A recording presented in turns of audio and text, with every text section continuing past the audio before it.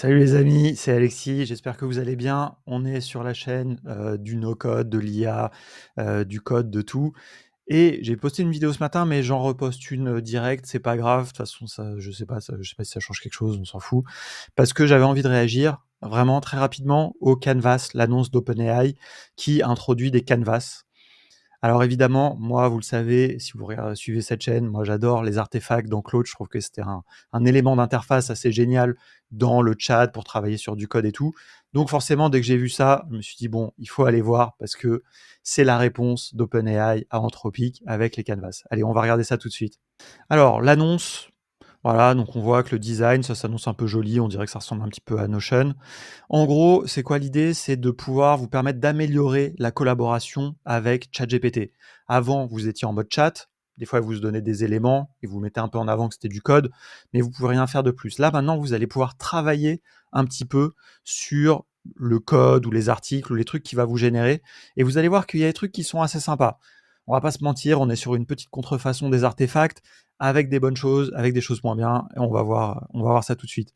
Bon, allez, je vais pas vous montrer ça, on s'en fout. Allez, on passe direct à la démo. Alors, a priori, c'est disponible que sur les comptes Team et Plus, il me semble. Donc, désolé si vous avez un plan gratuit, vous n'allez pas pouvoir tester ça tout de suite, mais comme ça, je vous montre, au moins vous voyez, comme ça, vous n'aurez pas un FOMO de ouf. Ici, je clique, et donc là, on voit en bêta GPT-4o with Canvas. On clique dessus, il se passe rien de spécial. Tant qu'on n'a pas commencé à discuter avec lui, il va rien se passer. Alors, je vais lui sortir toujours la même question, toujours mon prompt éternel. J'aimerais que tu me donnes le code HTML, CSS et JS d'une page web qui ressemblerait à une boîte email cyberpunk. Voilà. C'est si vous n'avez pas la ref, regardez les vidéos précédentes sur Claude. Mais voilà, ça me permet de faire toujours un peu le même prompt, comme ça on peut comparer. Et alors là, tout de suite, on voit que ça devient joli. Là, franchement, je vais pas mentir, je trouve ça classe.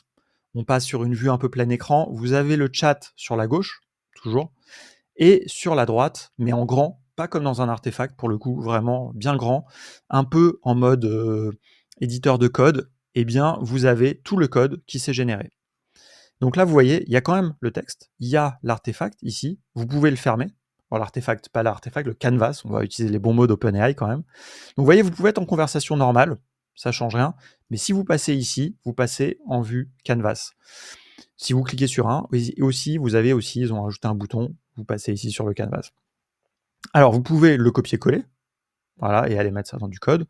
Et puis voilà, vous avez une interface. Alors, on va regarder un peu. Et donc on voit que on a du code. Donc ça c'est bien. Ici, en bas à droite, on a plusieurs fonctionnalités. Donc là, ils sont assez malins, ils vous guident un peu. On peut lui demander par exemple d'ajouter des commentaires. Si je clique, et tout de suite, ça va exécuter une instruction qui va être de lui dire d'ajouter des commentaires. Et donc là, vous voyez, et ça c'est pareil, c'est assez joli, il repasse partout, et à certains endroits, là, vous voyez, il ajoute des commentaires. Vous le voyez en vert, ça apparaît. Donc il vous commande tout. Il ne vous le fait pas de base, c'est malin, ça lui économise des tokens, mais si vous en avez besoin, il vous commente. Donc ça, c'est assez cool. Alors, il a tout commenté en anglais, pas en français, pour que sinon, j'aurais pu évidemment me remettre dans la partie conversation et lui demander de commenter en français. Qu'est-ce qu'on peut faire d'autre? On peut ajouter des logs. Ça va faire la même chose. C'est assez rigolo. Ça va mettre des logs. Qu'est-ce que c'est des logs? En fait, c'est dans les parties de code. Ça n'est pas pertinent dans le HTML et dans le CSS, mais vous allez voir que dans le JS, il va mettre des console logs qui vont faire apparaître des valeurs, en fait. C'est pour débugger, tout simplement. Donc, vous voyez, bon, là, il repasse tout. Je trouve ça assez stylé, le truc qui passe toutes les lignes. J'avoue, j'aime bien le truc visuellement, quoi. Mais donc là, vous allez voir, hop, console log, opening email, closing. Donc voilà, ça, c'est du debug. Mais très franchement, je trouve ça sympa c'est proposé dans les fonctionnalités. Alors, fix bugs, pour l'instant, on n'en a pas, mais bon, ça, on peut imaginer qu'il peut fixer les bugs. Et là, on peut cliquer pour lui demander de faire ça dans un autre langage. Par exemple, si on veut pas faire du HTML, du CSS, bon, pour faire une page web, c'est difficile de faire autrement, mais on pourrait imaginer faire d'autres choses, passer ça en Python avec un serveur directement, en back-end, bref. Voilà, donc tout ça, c'est cool. Alors, premier truc quand même, première remarque qui me saute aux yeux, évidemment, c'est que contrairement à Claude et à Anthropic, eh bien, vous ne pouvez pas avoir une prévisualisation de votre code. Alors, pour le code back-end, c'est normal, mais pour le code front-end, là, c'est du code front-end, donc c'est du HTML, du CSS, il pourrait complètement vous montrer à quoi ressemble cette boîte email. Vous ne pouvez pas, vous devez copier-coller, vous pouvez même pas télécharger, d'ailleurs je vois pas, on peut pas télécharger le code, il faut que je le copie-colle dans un éditeur de code. Donc ça, c'est un peu chiant. Je vais pas le faire parce que concrètement, le résultat, là on s'en fout un peu, c'est du GPT-4o. Si vous voulez voir ça, vous pouvez regarder dans les vidéos précédentes à quoi ça ressemblerait. Mais on teste pas là les capacités de code, on teste l'interface que OpenAI nous met à disposition. Et donc ça c'est les fonctionnalités qui sont prévues de base là en bas à droite. Mais quand vous sélectionnez aussi un bout, eh bien vous pouvez faire un AskGPT qui ressemble un petit peu au Inksplain et Improved, évidemment, de Claude. Et donc là, en fait, qu'est-ce que ça fait? Eh bien là, vous pouvez lui dire soit explique-moi, soit améliore. Donc là, par exemple, je pourrais dire, qu'est-ce que je pourrais dire? J'ai pas forcément d'idée de improve. Bon, on va lui demander de explain. Voilà, explique en français ce bout de code. Alors, j'aurais même pas été obligé de lui dire. Et donc, vous voyez, ça part à gauche. Mais ça lui donne le contexte. Vous voyez? Alors là, si c'est pas très lisible, je ferme, et puis voilà, il me dit ce bout de code représente un truc d'un email, voilà. Le contenu, machin, il parle sérieusement du contenu du faux email qu'il a créé, ça c'est drôle. Mais donc voilà, vous voyez un peu le concept. Voilà, donc très franchement, c'est pas un truc majeur, mais c'est vraiment pas mal. On rattrape. De toute façon, voilà, on en est à cette étape-là dans cette folie de l'IA. Il y en a un qui va faire une fonctionnalité, une certaine société qui va faire une fonctionnalité, les autres qui vont rattraper. Sauf que quand ils vont rattraper, ils vont faire un peu mieux. Je veux dire, là, honnêtement, je trouve que là, le bouton en bas à droite, la sélection, tout ça, tout est un peu plus joli. Voilà, c'est un peu mieux que les artefacts, à la différence qu'il n'y a pas la prévisualisation. Mais bon, on pourrait se dire, la prévisualisation, de toute façon, ça fonctionne que pour le code front-end. Si vous faites du Python, des trucs comme ça, de toute façon, ça n'aurait pas marché. Alors, ça, c'est pour le code. Mais on peut aussi lui demander de faire du texte. Écris un article qui raconte comment créer cette boîte email. Et donc, si je fais ça, normalement, l'article, il va me le mettre dans un canvas. Voilà, vous le voyez. Et donc, c'est assez cool. Alors là, bon, on s'en fout encore une fois du contenu, vous avez capté que c'était pas le sujet. Mais voilà, vous avez un article riche, formaté en Markdown, avec voilà, le code qui est mis en avant, etc. Et alors, ce que vous pouvez faire, là, vous avez une autre barre de menu qui apparaît ici. C'est vraiment code et canvas, c'est différent. Et donc, par exemple, je peux cliquer là, emoji, il va tout repasser, comme tout à l'heure, et il va ajouter des emojis un petit peu partout.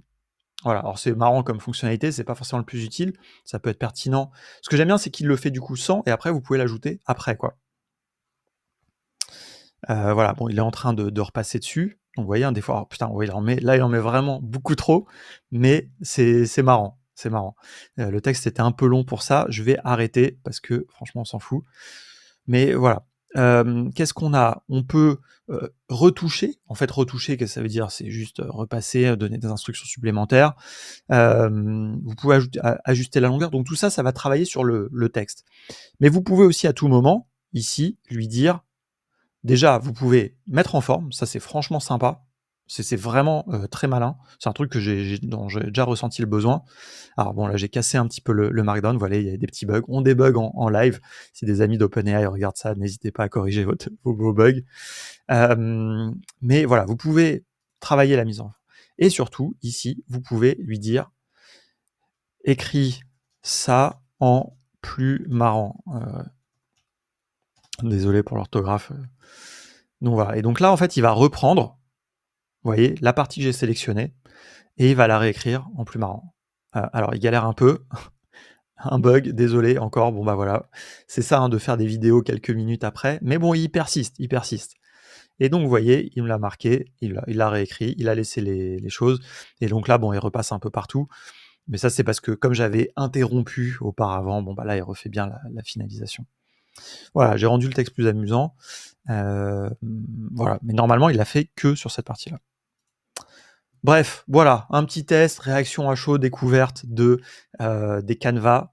On pense que ça va s'améliorer évidemment, mais pour la partie texte, par contre, ça c'est top, hein. Franchement, ça c'est vraiment, au lieu de nous mettre le texte basiquement dans la fenêtre de chat, là d'avoir ça, faire des petites mises en forme, faire des petites modifs. Alors vous pouvez pas, ah si, vous pouvez taper dedans en plus, putain, mais vraiment en plus, j'avais même pas fait gaffe. Vous pouvez taper dedans, donc en plus vous pouvez modifier, donc on est vraiment un peu comme dans un truc à la Notion. Hop, ici, on peut expliquer. On peut, est-ce qu'on peut déplacer? Non, c'est pas quand même des blocs à la Notion, mais en tout cas, voilà, vous pouvez taper du texte. Donc ça, c'est bien aussi. Vous pouvez faire vraiment travailler votre texte pour écrire des articles, par exemple des posts LinkedIn et tout. C'est hyper pratique, quoi. Et en plus, vous voyez, si vous avez un correcteur d'orthographe type Language Tools, bah ça marche aussi. Voilà, donc c'est pas là. J'espère que ça vous a plu cette petite découverte. Voilà, si vous n'avez pas la possibilité, bah au moins comme ça vous savez, vous avez vu, il y a encore des bugs en plus. Mais très franchement, sur la partie texte, c'est top. Sur la partie code, c'est intéressant aussi, même s'il me manque un peu la prévisualisation. Mais globalement, franchement, voilà, c'est bon. On peut le dire, OpenAI s'est mis à niveau à rattraper les artefacts de Claude. On attend de voir ce qu'ils vont faire sur la partie plus les projets, etc. Et puis